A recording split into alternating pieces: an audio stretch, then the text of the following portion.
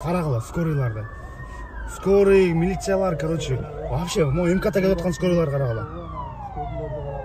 Вообще болуп атат бияга. Артта кетип атат мына биягында.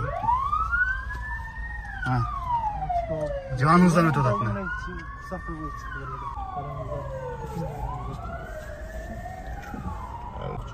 Кроксити күйүп атат экен. Кроксити.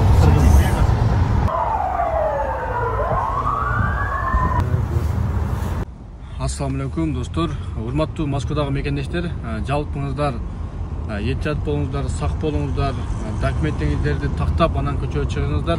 Азыркы учурда бүгүн жаман бир окуялар болуп кетип, жолдо аябай каттуу проверкалар болуп жатат. Биз азыр жолдо келатып көрдүк, аябай көп жерде полициялар турат.